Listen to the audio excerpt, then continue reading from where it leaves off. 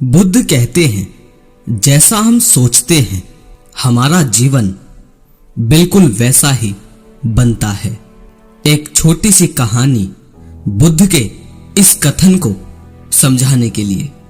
एक बार बुद्ध और उनके कुछ भिक्षुक एक वन से गुजर रहे होते हैं। बहुत दूर चलने के बाद बुद्ध के भिक्षुक बुद्ध से कहते हैं, बुद्ध, क्या हम कुछ देर विश्राम कर सकते हैं? बुद्ध कहते हैं, अवश्य। वो देखो, एक बड़ा वृक्ष, हम उसके नीचे बैठकर विश्राम करेंगे। बुद्ध और उनके सभी भिक्षुक उस वृक्ष के नीचे जाते हैं और जाकर बैठ जाते हैं। बुद्ध के भिक्षुक बुद्ध से कहते हैं, बुद्ध, आपने हमसे एक बार एक बात कही थी कि जैसा हम सोचते हैं हम बिल्कुल वैसे ही बनते हैं। कृपया कर इस कथन को विस्तार से समझाइए। बुद्ध कहते हैं, अवश्य, मैं तुम्हें एक छोटी सी कहानी सुनाता हूँ। एक नगर में एक बहुत धनी सेठ रहता था। उस सेठ के पास धन की कोई कमी ना थी, परंतु वह फिर भी हर क्षण धन इकट्ठा करने के बारे में ही सोचता रहता था। एक बार उस सेठ के घर उसका एक रिश्तेदार आता है। सेठ उसकी बहुत खातिरदारी करता है। बातों बातों में ही सेठ का रिश्तेदार सेठ से कहता है, अरे सेठ जी, क्या आपको पता है हमारे नगर में भी एक बहुत ही नामी ग्रामी सेठ रहता था। धन के मामले में तो वह आपसे भी ज्यादा धनवान था। वह सेठ पूछता है, पर तुम एक बात बताओ, तुम उसे था क्यों कह रहे हो? सेठ का रिश्तेदार सेठ से कहता है, था मैं इसलिए कह रहा हूं क्योंकि वह अब जीवित नहीं है, वह मर चुका है।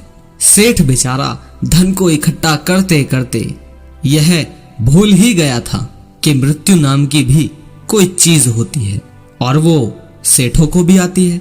सेठ उस व्यक्ति से पूछता है, क्यों, क्या कारण हुआ जिससे उसकी मृत्यु हो गई? सेठ का रिश्तेदार कहता है, कारण तो कुछ ना था, अचानक ही उसका बुलावा आ गया और उसे जाना पड़ा। सेठ कहता है, अरे ऐसे कैसे बुलावा आ गया?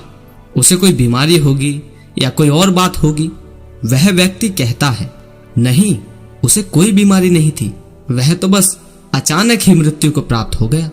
सेठ अपने रिश्तेदार की बात सुनकर हैरान रह जाता है, क्योंकि अब तक वह सोचता था कि मृत्यु तो सिर्फ बुढ़ापे में ही आती है या किसी बीमारी के कारण आती है, क्योंकि सेठ अभी जवान है और अभी मरना भी नहीं चाहता। अगले दिन सेठ का वह रिश्तेदार अपने घर चला जाता है, परंतु सेठ को एक बहुत बड़ी समस्या देकर चला जाता है कि सेठ को भी मृत्यु आ सकती है। सेठ जैसे पहले दिन रात धन के बारे में सोचता था, अब केवल मृत्यु के बारे में ही सोचने लगता है। दिन रात उसे एक ही डर सताने लगता है कि कहीं मुझे मृत्यु ना आ जाए, कहीं मुझे अभी मृत्यु ना आ जाए। समय बीतता है और सेठ बहुत कमजोर होने लगता है, क्योंकि अब ना तो वह ढंग से खाता है ना पीता है, केवल मृत्यु के बारे में सोचता है।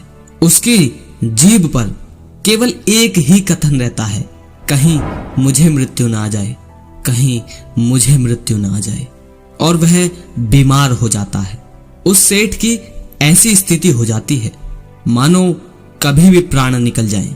सभी लोग उस सेठ की ऐसी हालत देखकर बड़े आश्चर्यचकित होते हैं, क्योंकि उन्होंने देखा था कि यह सेठ तो हमेशा खुश रहता था, इसके पास तो धन की कोई कमी ना थी, पर अब इसको क्या हुआ?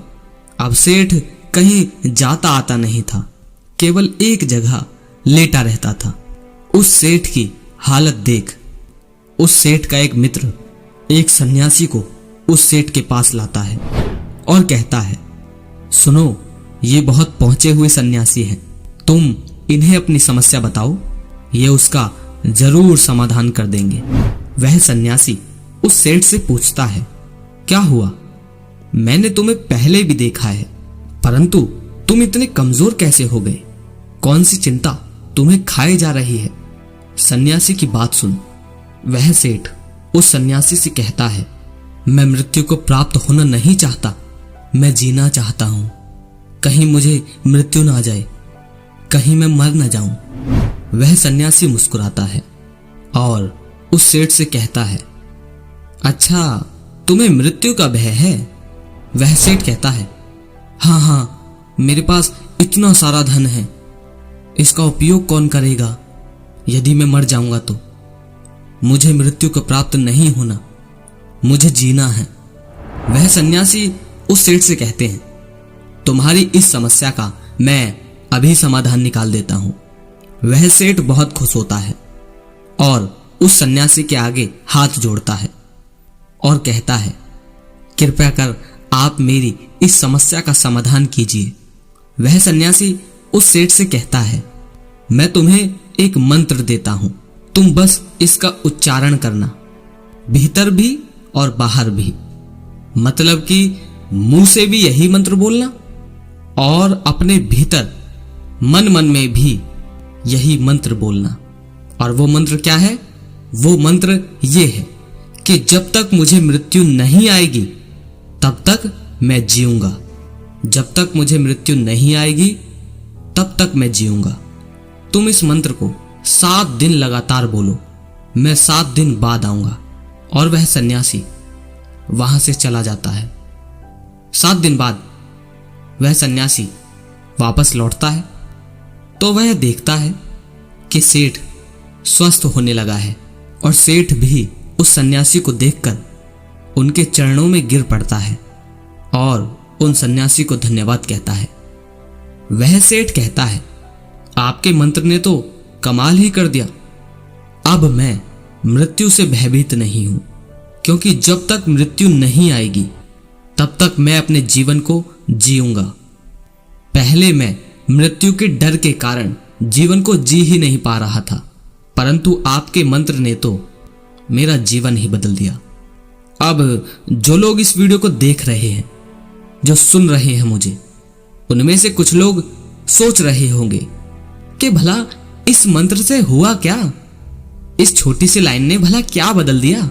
तो मैं आपको बताना चाहता हूं, जब उस सेठ को उस दूसरे सेठ की मृत्यु के बारे में नहीं पता चला था, तब वह केवल धन के बारे में सोचता था और दिन रात उसके धन में बढ़ोतरी हो रही थी। वह दिन रात धन इकट्ठा कर रहा था, उसका स्वास्थ्य भी ठीक था, वह खुश भी था। परंतु जब उसने मृत्यु के बारे में सोचना शुरू किया तो वह बिस्तर से लग गया, मृत्यु के करीब जाता गया और ऐसा क्षण आ गया कि वह कभी भी मृत्यु को प्राप्त हो सकता था। तो इस छोटी सी कहानी से हमें यह समझ आता है कि जो हम भीतर और बाहर रटते रहते हैं वही हमारे जीवन की असलियत बन जाती है। तो मैं आपसे कहना चाहता हूं कि आप दिन रात भीतर और बाहर क्या बोलते और सोचते हैं। जो आप बोलते और सोचते हैं बिल्कुल उसी तरह का जीवन आपका होने वाला है। और ज्यादातर आप भीतर और बाहर रटते क्या हो? जो आप सुनते और देखते हो। और बाहर से ज्यादा महत्वपूर्ण भीतर है। जो चीज लगातार आपके भीतर, आपके चित्त में लगातार चल रही है, वैसा ही आपका जीवन होने वाला है। अब आप देख लीजिए, आप भीतर और बाहर क्या रटते हैं। अगर ये छोटी सी कहानी आपको पसंद आई है तो मुझे कमेंट में जरूर बताएं। अगर लगे शेयर करने लायक तो शेयर जरूर कीजिए। और जो लोग शेयर करते हैं उनका बहुत बहुत आभारी हूं। मिलते हैं अगली वीडियो में।